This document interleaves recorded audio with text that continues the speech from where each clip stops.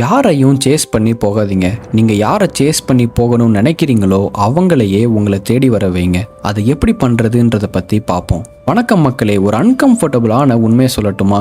வாழ்க்கையில் நிறைய பேர் respect, friendship, love, opportunities, attention இவை எல்லாத்தையுமே பெற முடியாமல் ஸ்ட்ரகிள் பண்ணுறதுக்கு காரணம் என்னன்னு தெரியுமா?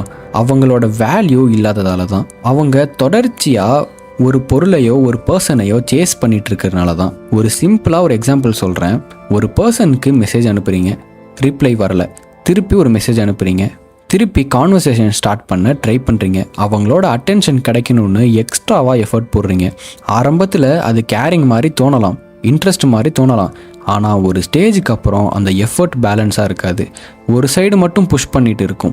நீங்கள் மட்டும்தான் ஃபுல் எஃபர்ட் போட்டு கான்வர்சேஷன் பில்ட் பண்ண ட்ரை பண்ணுற மாதிரி அது டோட்டலாக மாறிடும். ஃபன்னியான ஒரு விஷயம் என்னன்னு தெரியுமா? மனுஷங்களுக்கு கிடைக்காத விஷயங்கள் மீது அதிகமான க்யூரியாசிட்டி இருக்கும். ஒரு பொருள் கிடைக்கவே கிடைக்காது அப்படின்னு நினச்சிட்டோம் அப்படின்னா அந்த பொருள் எப்படியாச்சும் நம்ம அடைஞ்சே தீரணும் அப்படின்ற ஒரு க்யூரியாசிட்டி மனுஷங்களுக்கு ஆட்டோமேட்டிக்காகவே நேச்சுரலாகவே க்ரியேட் பண்ண ஆரம்பிக்கும். ஈஸியாக கிடைக்கிற விஷயங்களை வேல்யூ க்ரியேட் பண்ணுற டெண்டன்சி கம்பேரிட்டிவாக குறைவு. அதனால தான் சில நேரம் அதிகமாக சேஸ் பண்ணுற அளவுக்கு உங்கள் வேல்யூவை குறைஞ்ச மாதிரி பெர்சீவ் பண்ணப்படலாம். ஃபார் எக்ஸாம்பிளுக்கு சொல்லணும் அப்படின்னா, நீங்கள் நிறையாவே உங்கள் எஃபர்ட் போடுறீங்க அப்படின்னா அது வேல்யூ பண்ணாமல் இக்னோர் பண்ணுறதுக்குமே நிறையாவே சான்சஸ் இருக்குது. Because of your availability. இதோட அர்த்தம் அரகண்ட்டாக இருக்கணும் அப்படின்றது கிடையாது, கோல்டாக நடந்துக்கணும் அப்படின்றதும் கிடையாது. பாயிண்ட் என்னென்னா, அட்டென்ஷன் வாங்குறதுக்காக தொடர்ந்து உங்களை ப்ரூவ் பண்ணிக்கிட்டே இருக்காதீங்க. உண்மையை சொல்லணும்னா வாழ்க்கையில் ஸ்ட்ராங்கஸ்ட் பொசிஷன் என்னென்னா, எல்லாரும் உங்களை லைக் பண்ணணும் அப்படின்னு நினைக்கிற பொசிஷன் இல்லை. யாராவது லைக் பண்ணலைனாலும் உங்கள் வேல்யூ குறையாது அப்படின்னு புரிஞ்சுக்கிற செஷன். ஏன்னா சேசிங்கோட ரூட் ப்ராப்ளம் என்ன தெரியுமா? ஃபியர் தான். ரிஜெக்ஷன் ஆகிடுவோம் அப்படின்ற ஃபியர், மிஸ் பண்ணிடுவோமோ அப்படின்ற ஃபியர், அப்படியும் இல்லைன்னா தனியாக அலோனாக ஆகிடுவோமோ அப்படின்ற பயம்.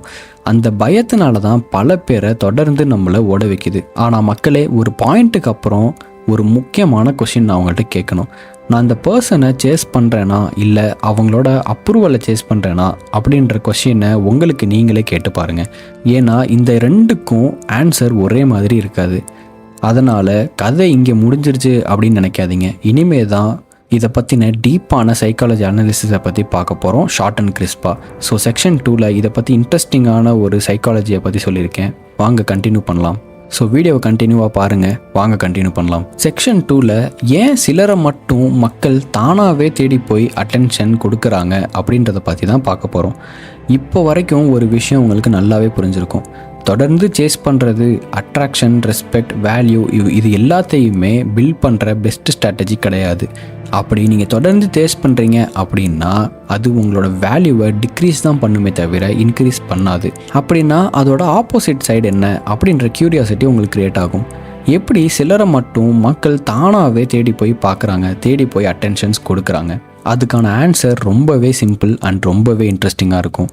அது என்ன அப்படின்னா, அவங்க யாரையும் இம்ப்ரெஸ் பண்ண முயற்சி பண்ணிக்கிட்டே இருக்க மாட்டாங்க.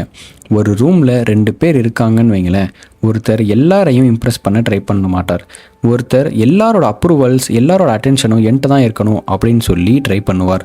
எல்லாரும் அவரை பற்றி நல்லா நினைக்கணும். இன்னொருத்தர் எல்லாரும் அவருக்கு அட்டென்ஷன் கொடுக்கணும் அப்படின்னு நினைப்பார். ஆனால் இன்னொருத்தர் ரெஸ்பெக்ட்ஃபுல்லாக இருப்பார், ஃப்ரெண்ட்லியாக இருப்பார். ஆனால் தன்னோட ஐடென்டிட்டியை சாக்ரிஃபைஸ் பண்ணவே மாட்டார். பவுண்டரிஸாக இருக்கட்டும், ஒப்பீனியன்ஸாக இருக்கட்டும், செல்ஃப் ரெஸ்பெக்டாக இருக்கட்டும், எல்லாமே அவருக்கான ஒரு டிசிப்ளினான பார்டரை வச்சு பவுண்டரியோட மெயின்டைன் பண்ணிகிட்டு இருப்பார். காலம் போக போக யாருக்கு அதிக ரெஸ்பெக்ட் கிடைக்கும், யாருக்கு அதிக ரெஸ்பெக்ட் கொடுக்கும்? பெரும்பாலான நேரத்தில் 2வது பர்சனுக்கு தான் அதிக ரெஸ்பெக்ட் கொடுக்கும்.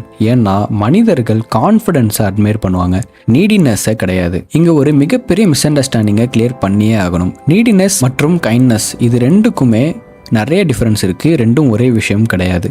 நல்லவங்களாக இருக்காங்க, ஹெல்ப்ஃபுல்லாக இருக்காங்க, கேரிங்காக இருக்காங்க.